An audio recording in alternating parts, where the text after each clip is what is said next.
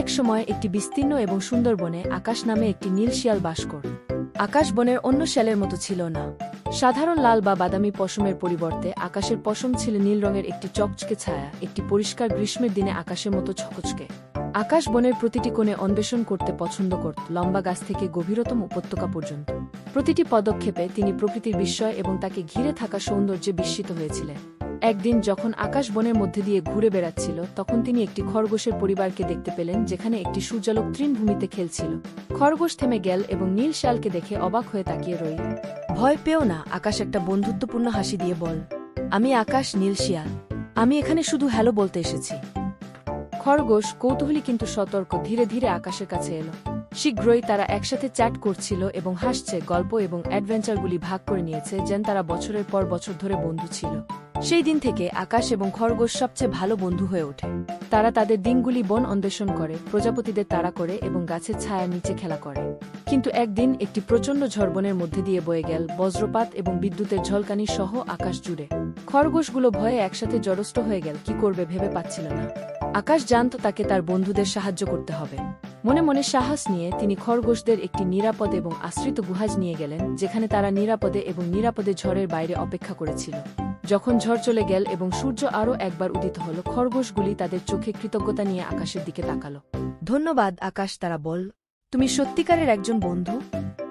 সবচেয়ে উঁচু গাছ থেকে ক্ষুদ্রতম স্রোত পর্যন্ত বনের এমন কোনো কোণ নেই যেটা আজুড়ে যায়নি। তিনি গাছপালা দিয়ে ঘুরে বেড়াতেন, প্রজাপতির পিছনে তাড়া করতেন এবং বাতাসে ভরে যাওয়া পাখিদের গান শুনতেন। কিন্তু তার দুঃসাহসিক আত্মা সত্ত্বেও এজুর এছাড়াও সদয় হৃদয় এবং সহানুভূতিশীল ছিল। যখনই তিনি অভাবী কোনো প্রাণীর সাথে দেখা করতেন, তিনি বিনা দ্বিধায় সাহায্যের থাবা দিতেন। একদিন আজুর যখন বনের মধ্যে দিয়ে ঘুরে বেড়াচ্ছিল, তখন তিনি সাহায্যের জন্য একটি ক্ষীণ চিৎকার শুনতে পেলেন। শব্দের পরে তিনি একটি ছোট খরগোশকে ব্রাম্বলের ঝোপের মধ্যে আটকে রেখেছিলেন। বেচারা খরগোশ জট পাকিয়েছিল এবং পালাতে পারেনি। এক মুহূর্ত দ্বিধা ছাড়াই আজুরে কাজ শুরু করে। তার তীক্ষ্ণ দাঁত এবং চটকদার পাঞ্জা ব্যবহার করে তিনি সাবধানে খরগোশটিকে কাঁটা থেকে মুক্ত করেছিলেন এবং এটিকে মুক্ত করেছিলেন। আপনাকে ধন্যবাদ আজুর, কৃতজ্ঞ খরগোশ চিৎকার করে বল। আপনি আমার নায়ক। সেই দিন থেকে আজুর এবং খরগোশ, যার নাম তুলা, পরম বন্ধু হয়ে ওঠে। তারা একসাথে বন অন্বেষণ, গেম খেলতে এবং গাছের ছাজাজ গল্প ভাগ করে তাদের দিন কাটান। কিন্তু তাদের বন্ধুত্ব পরীক্ষা করা হয়েছিল যখন একটি প্রচণ্ড ঝড় বনের মধ্য দিয়ে বয়ে গিয়েছিল, বজ্রপাত এবং আকাশ জুড়ে বিদ্যুৎ চমকানোর সাথে। আজুর এবং তুলা একটি আরামদায়ক গর্তের মধ্যে একসাথে জড়ো হয়েছিল। কান্নাকাটি, বাতাস এবং ঝড় বৃষ্টি থেকে আশ্রয় চেয়েছিল বাইরের দিকে। ঝড় উঠলে আজুর এবং তুলা একে অপরকে উৎসাহের ফিসফিস শব্দে সান্ত্বনা দিয়েছিল। এবং অবশেষে যখন ঝড় কেটে গেল এবং সূর্য আরও একবার উদিত হল, তাদের বন্ধন আগের চেয়ে আরও শক্তিশালী হয়েছিল। তিনি তৃণভূমির মধ্য দিয়ে ঘুরে বেড়াতেন, প্রজাপতির পিছনে তাড়া করতেন এবং প্রাচীন গাছের মধ্যে লুকোচুরি খেলতেন। তবে সবচেয়ে বেশি আজুর রাতের আকাশে মিটমিট করে তারার দিকে তাকাতে পছন্দ করত, দূরবর্তী দেশগুলির স্বপ্ন দেখে এবং রোমাঞ্চকর অ্যাডভেঞ্চার। এক চাঁদনি রাতে আজুর যখন বনের মধ্যে দিয়ে ঘুরে বেড়াচ্ছিল, তখন সে একটি ক্লিয়ারিং হোস্ট খেয়েছিল, যেখানে ফায়ারফ্লাইরা নাচছিল এবং ফুল ফোটে। সেখানে তিনি লুনা নামে একটি খরগোশের সাথে দেখা করেন। লুনা ছিল চাঁদের মতোই সাদা, তার চোখ ছিল হীরার মতো ছকছকে। তাদের পার্থক্য থাকা সত্ত্বেও আজুর এবং লুনা দ্রুত বন্ধুদের মধ্যে সেরা হয়ে ওঠে। তারা তাদের দিনগুলি একসাথে বন অন্বেষণে, গোপনীয়তা ভাগ করে নেওয়া এবং তাদের স্বপ্নের পিছনে ছুটতে কাটাতে। কিন্তু একদিন একটি ছায়া বনের উপর পড়ল। আজুর এবং লুনার আনন্দময় জগতের উপর কালো মেঘ ঢেলে দিল। একটি প্রচণ্ড ঝড় গাছের মধ্যে দিয়ে বয়ে গেল, আকাশ জুড়ে বজ্রপাত এবং বিদ্যুৎ চমকাচ্ছে। আজুর এবং লুনা ঝড় থেকে আশ্রয় খুঁজতে একত্রে আবদ্ধ হয়েছিলেন।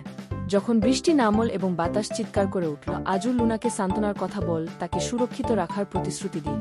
এবং তারপর ঝড়ের মাঝখানে জাদুকরী কিছু ঘটেছিল। আজুরের পশম একটি নরম দীপ্তিময় আলোতে জ্বলতে শুরু করে, অন্ধকারকে আলোকিত করে এবং লুনার হৃদয়কে আশায় ভরিয়ে দেয়। তাদের পথ দেখানোর জন্য একজোড়ে এর আলোর সাহায্যে দুই বন্ধু একসাথে ঝড়কে সাহসী করে তুলেছিল। তাদের বন্ধন আগের চেয়ে আরও শক্তিশালী।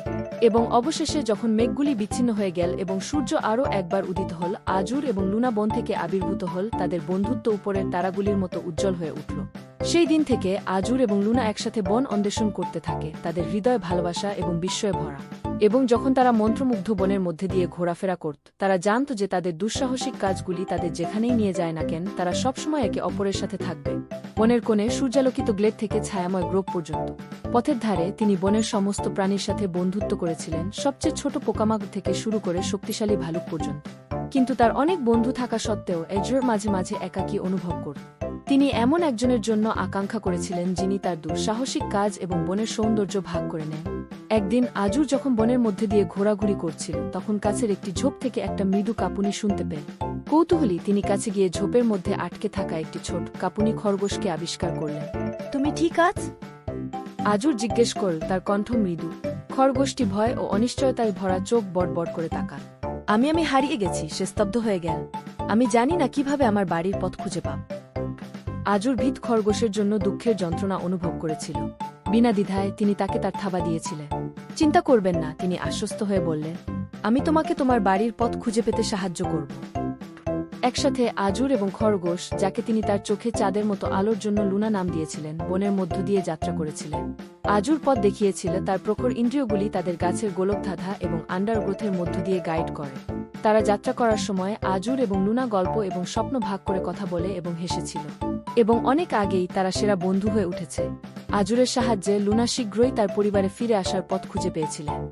কিন্তু বিদায় জানানোর পরিবর্তে তিনি আজুরকে তার সাথে আসতে এবং তার খরগোশের বন্ধুদের সাথে তাদের বড়তে যোগ দিতে বলেছিলেন। আজুর এক মুহূর্তের জন্য ইতস্তত করল, সে খরগোশের জগতে আছে কিনা তা নিশ্চিত নয়। কিন্তু তারপরে তিনি লুনার চোখের দিকে তাকালেন এবং সেখানে উষ্ণতা এবং বন্ধুত্ব উজ্জ্বল দেখতে পান। একটা হাসি দিয়ে সে মাথা নেড়ে লুনাকে অনুসরণ করতে। সেই দিন থেকে আজুর এবং লুনা অবিচ্ছেদ্য ছিল। তারা একসাথে বন অন্বেষণ আবিষ্কার। একজোর বনের মধ্যে বেরিয়ে আসবে, তার লুকানো বিষয়গুলি অন্বেষণ করতে আগ্রহী। তিনি বন্য ফুলের মাঠে প্রজাপতিদের তাড়া করবেন, বব করা স্রোতের উপর দিয়ে লাফিয়ে উঠবেন এবং প্রাচীন গাছের ছায়ায় ঘুমাবেন। এক রৌদ্রোজ্জ্বল সকালে আজুর বনের মধ্যে দিয়ে আবদ্ধ হওয়ার সময় তিনি একটি পরিষ্কারের জায়গায় হোঁচট খেয়েছিলেন, যেখানে খরগোশের একটি পরিবার খেলছিল। তারা থামল এবং আজুরের দিকে তাকালো। তার অস্বাভাবিক নীল পশম দেখে অবাক হয়ে গেল। তুমি কে? খরগোশের একজনকে জিজ্ঞেস করল, কৌতূহল নিয়ে তার চোখ বড়। আমি আজুর নীল শিয়াল, সে একটি বন্ধুত্বপূর্ণ হাসি দিয়ে উত্তর দিল। এবং আমি এখানে বন্ধু তৈরি করতে এসেছি। খরগোশ আজুরের রঙিন কোট দেখে কৌতূহলী হয়ে তাকে উন্মুক্ত হাত দিয়ে স্বাগত জানান। তারা তাকে তাদের প্রিয় লুকানোর জায়গাগুলি দেখিয়েছিল, তাকে শিখিয়েছিল কিভাবে খরগোশের মতো লাফ দিতে হয় এবং তার সাথে সুস্বাদু বেরি ভাগ করে নেয়। বনে এমন চমৎকার বন্ধু পেয়ে আজুর আনন্দিত হয়েছিল। তিনি প্রতিদিন খরগোশের সাথে কাটিয়েছেন, নতুন জায়গা অন্বেষণ করেছেন এবং অ্যাডভেঞ্চার করেছেন। সেই দিন থেকে আজুর এবং তুলা একসাথে জঙ্গল অন্বেষণ করতে থাকে। তাদের বন্ধুত্ব তাদের প্রতিটি দুঃসাহসিক কাজের মাধ্যমে গাইড করে। এবং যখন তারা মন্ত্রমুগ্ধ বনের মধ্য দিয়ে ছুটছিল, তারা জানত যে তারা যে চ্যালেঞ্জের মুখোমুখি হোক না কেন, তারা সবসময় একে অপরের সাথে থাকবে। এবং তাই আকাশ এবং খরগোশ একসাথে বন অন্বেষণ করতে থাকল, তাদের বন্ধন আগের চেয়ে আরও শক্তিশালী। এবং যখন তারা মন্ত্রমুগ্ধ বনের মধ্য দিয়ে যাত্রা করেছিল, তারা জানত যে তারা যে চ্যালেঞ্জের মুখোমুখি হোক না কেন, তারা সবসময় একে অপরের সাথে থাকবে। কারণ বনের হৃদয়ে বন্ধুত্ব ছিল সর্বশ্রেষ্ঠ জাদু। এবং তাই নীল শিয়াল পথের নেতৃত্ব দিয়ে তারা সুখে জীবনযাপন করেছিল। তাদের দিনগুলি হাসি, সাহসিকতা এবং বন্ধুত্বের আনন্দে ভরা ছিল।